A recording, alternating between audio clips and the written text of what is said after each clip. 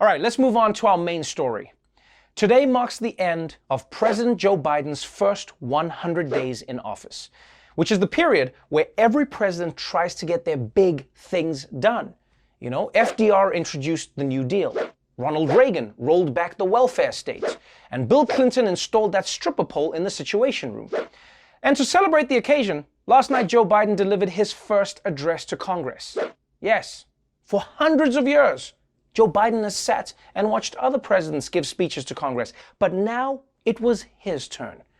And of course, thanks to COVID, things looked a little different than usual last night. Instead of a full chamber, they just had a few people scattered around. It looked like the lights just came on in a porno theater.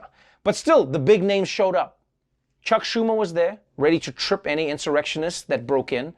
The second dude was in attendance, signaling a runner to steal second base, I think.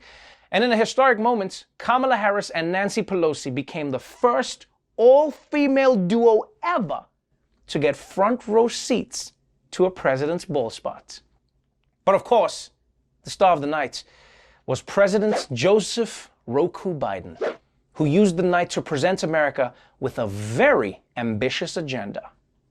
America's moving forward, but we can't stop now.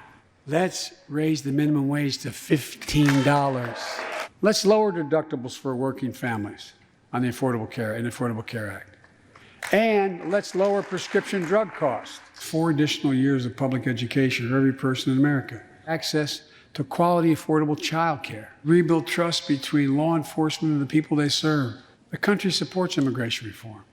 We should act. Replacing 100% of the nation's lead pipes and service lines. We need a ban on assault weapons and high-capacity magazines. With the plans outlined tonight, we have a real chance to root out systemic racism that plagues America. Let's end cancer as we know it.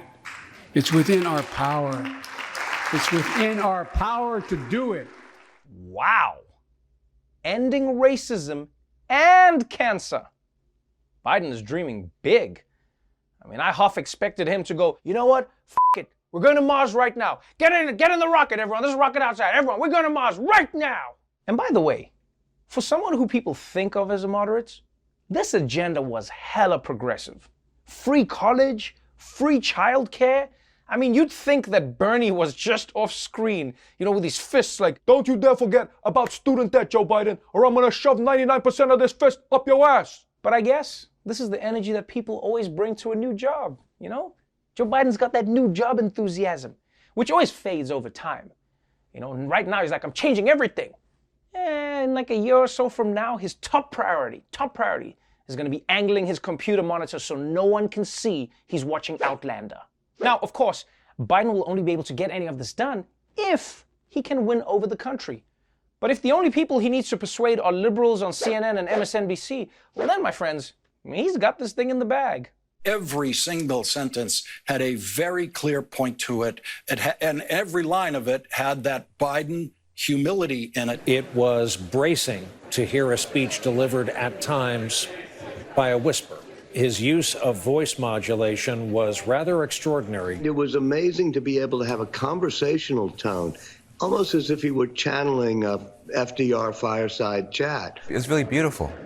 I mean, it was beautiful. It is so personal and so intimate. And his voice, that kind of grandfatherly, whispery voice. Wow, okay. I like how the news went from, we gotta hold those in power accountable, to, aw, he's just like my grandpa. I love him so much. Also, grandfathers are not really known for whispering that they're gonna end systemic racism. In fact, usually grandfathers are whispering, I think the bus driver is a Puerto Rican.